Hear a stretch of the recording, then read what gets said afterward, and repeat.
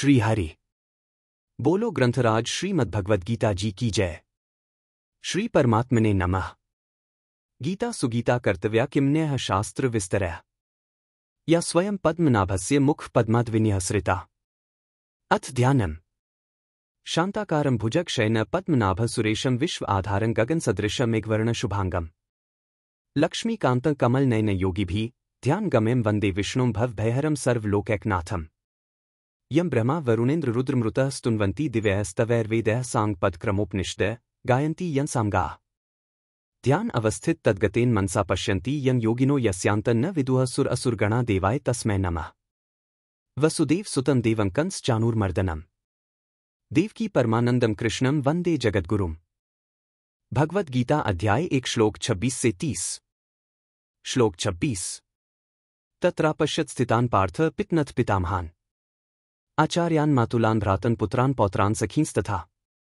अथ उसके बाद पार्थ पृथानंदन अर्जुन ने तत्र उन उभयोः दोनों एव ही सैन्योः सेनाओं में स्थितान स्थित पितन पिताओं को पितामहान पितामहों को आचार्यान आचार्यों को मातुलान मामाओं को भ्रातन भाइयों को पुत्रान पुत्रों को पौत्रान पौत्रों को तथा तथा सखीन मित्रों को। व्याख्या तत्रापश्यत् सैन्योरुभयोरपि। जब भगवान ने अर्जुन से कहा कि इस रणभूमि में इकट्ठे हुए कुरुवंशियों को देख, तब अर्जुन की दृष्टि दोनों सेनाओं में स्थित अपने कुटुंबियों पर गई। उन्होंने देखा कि उन सेनाओं में युद्ध के लिए अपने अपने स्थान पर भूरिश्रवा आदि पिता के भाई खड़े हैं, जो कि मेरे लिए पिता के समान है। भीष्म सोमदत्त आदि पितामह खड़े हैं। द्रोण कृप आदि आचार्य विद्या पढ़ाने वाले और कुलगुरु खड़े हैं। पुरुजित कुंतीभोज शल्य शकुनी आदि मामा खड़े हैं। भीम दुर्योधन आदि भाई खड़े हैं। अभिमन्यु घटोत्कच लक्ष्मण दुर्योधन का पुत्र आदि मेरे और मेरे भाइयों के पुत्र खड़े हैं। लक्ष्मण आदि के पुत्र खड़े हैं, जो कि मेरे पौत्र हैं। दुर्योधन के अश्वत्थामा आदि मित्र खड़े हैं, और ऐसे ही अपने पक्ष के मित्र भी खड़े हैं। श्लोक 27। श्वशुरान् सुहृदश्चैव सैन्योरुभयोरपि तान् समीक्ष्य स कौन्तेयः सर्वान् बन्धून्वस्थितान्। श्वशुरान ससुरों को च और सुहृद सुहृदों को अपि भी अपश्यत देखा, तान उन अवस्थितान अपनी अपनी जगह पर स्थित सर्वान संपूर्ण बंधून बांधवों को समीक्ष्य देखकर स वे कौन्तेयः कुंतीनंदन अर्जुन द्रुपद शैब्य आदि ससुर खड़े हैं। बिना किसी हेतु के अपने अपने पक्ष का हित चाहने वाले सात्यकी कृतवर्मा आदि सुहृद भी खड़े हैं। संबंध अपने सब कुटुंबियों को देखने के बाद अर्जुन ने क्या किया, इसको आगे के श्लोक में कहते हैं।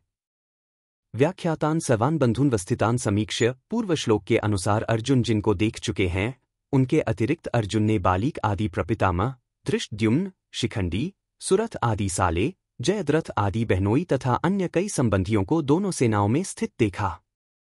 स कौन्तेयः कृपया पर्याविष्ट। इन पदों में स कौन्तेयः कहने का तात्पर्य है कि माता कुंती ने जिनको युद्ध करने के लिए संदेश भेजा था और जिन्होंने शूरवीरता में आकर मेरे साथ दो हाथ करने वाले कौन हैं। ऐसे मुख्य योद्धाओं को देखने के लिए भगवान श्री कृष्ण को दोनों सेनाओं के बीच में रथ खड़ा करने की आज्ञा दी थी। वे ही कुंती नंदन अर्जुन अत्यंत कायरता से युक्त हो जाते हैं।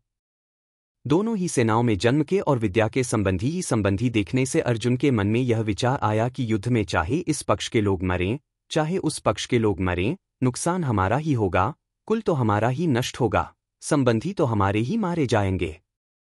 ऐसा विचार आने से अर्जुन की युद्ध की इच्छा तो मिट गई और भीतर में कायरता आ गई।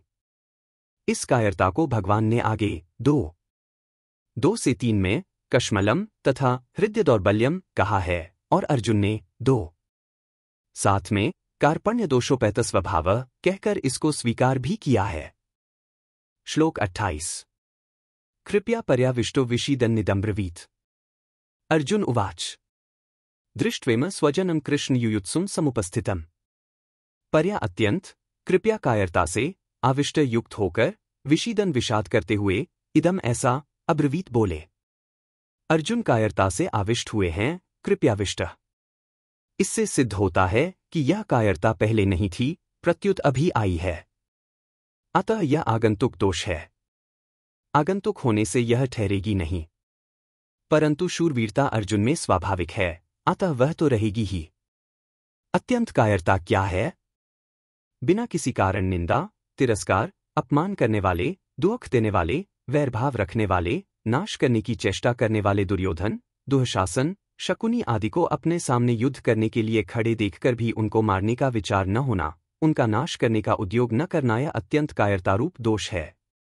यहाँ अर्जुन को कायरतारूप दोष ने ऐसा घेर लिया है कि जो अर्जुन आदि का अनिष्ट चाहने वाले और समय समय पर अनिष्ट करने का उद्योग करने वाले हैं, उन अधर्मियों पापियों पर भी अर्जुन को करुणा आ रही है। गीता पहले अध्याय का 35वां और 46वां श्लोक। और वे क्षत्रिय के कर्तव्य रूप अपने धर्म से च्युत हो रहे हैं।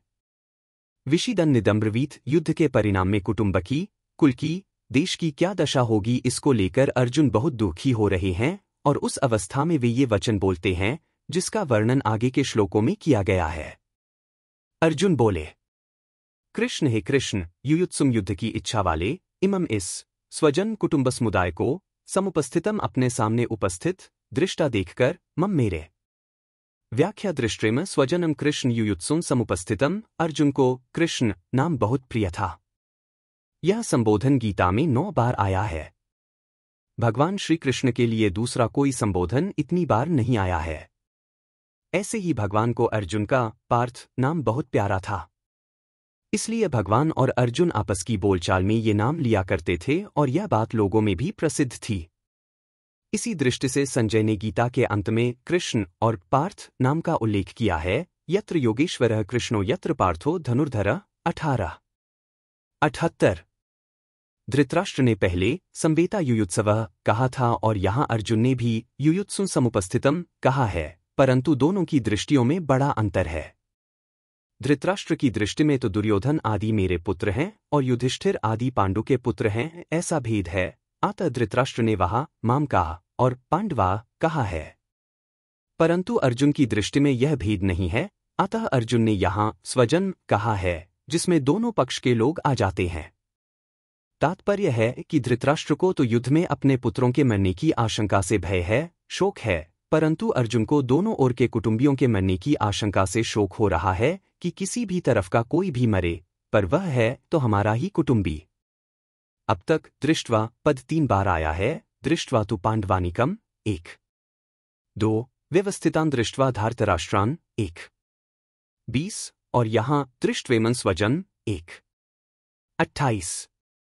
इन तीनों का तात्पर्य है कि दुर्योधन का देखना तो एक तरह का ही रहा, अर्थात दुर्योधन का तो युद्ध का ही एक भाव रहा, परंतु अर्जुन का देखना 2 तरह का हुआ। पहले तो अर्जुन धृतराष्ट्र के पुत्रों को देखकर वीरता में आकर युद्ध के लिए धनुष उठाकर खड़े हो जाते हैं और अब स्वजनों को देखकर कायरता से आविष्ट हो रहे हैं, युद्ध से उपरत हो रहे हैं और उनके हाथ से धनुष गिर रहा है। श्लोक 29। सीदंती मम गात्राणि मुखं च परिशुष्यति वेप्तुष्ट शरीरे में रोमहर्षश् जायते। गात्राणि अंग सीदंती शिथिल हो रहे हैं, च और मुखम मुख परिशुष्यति सूख रहा है, च तथा में मेरे शरीरे शरीर में वेप्तुः कपकपी आ रही है, च एवं रोमहर्ष रोंगटे खड़े जायते हो रहे हैं। सीदंती मम गात्राणि भ्रमतीव च में मन। अर्जुन के मन में युद्ध के भावी परिणाम को लेकर चिंता हो रही है, दुख हो रहा है।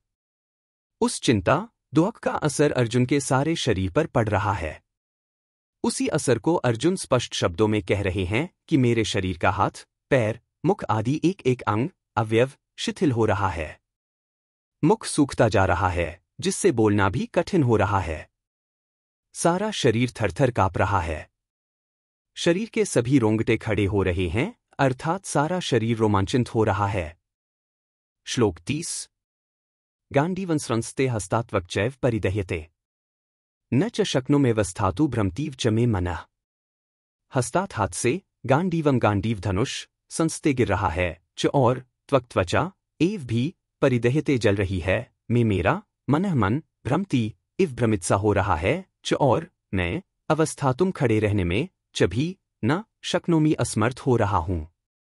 जिस गांडीव धनुष की प्रत्यंचा की टंकार से शत्रु भयभीत हो जाते हैं, वही गांडीव धनुष आज मेरे हाथ से गिर रहा है। त्वचा में सारे शरीर में जलन हो रही है। चिंता चितास्मा युक्ता बिंदुमात्रण विशेषतः सजीवम दहते चिंता निर्जीवम दहते चिता। चिंता को चिता के समान कहा गया है, केवल एक बिंदु की ही अधिकता है। चिंता जीवित पुरुष को जलाती है और चिता मरे हुए पुरुष को जलाती है। मेरा मन भ्रमित हो रहा है, अर्थात मेरे को क्या करना चाहिए यह भी नहीं सूझ रहा है। यहाँ युद्धभूमि में रथ पर खड़े रहने में भी मैं असमर्थ हो रहा हूँ। ऐसा लगता है कि मैं मूर्छित होकर गिर पड़ूंगा। ऐसे अनर्थकारक युद्ध में खड़ा रहना भी एक पाप मालूम दे रहा है। संबंध पूर्व श्लोक में अपने शरीर के शोकजनित 8 चिन्हों का वर्णन करके अब अर्जुन भावी परिणाम के सूचक शकुनों की दृष्टि से युद्ध करने का अनौचित्य बताते हैं। ऐसी ही और वीडियो के लिए हमसे जुड़े रहिए और आपका आशीर्वाद और सहयोग बनाए रखें। अगर हमारा प्रयास आपको पसंद आया तो चैनल को सब्सक्राइब करें और अपने स्नेहीजनों को भी शेयर करें। बोलो ग्रंथराज श्रीमद्भगवद्गीता जी की जय। जय श्री कृष्ण।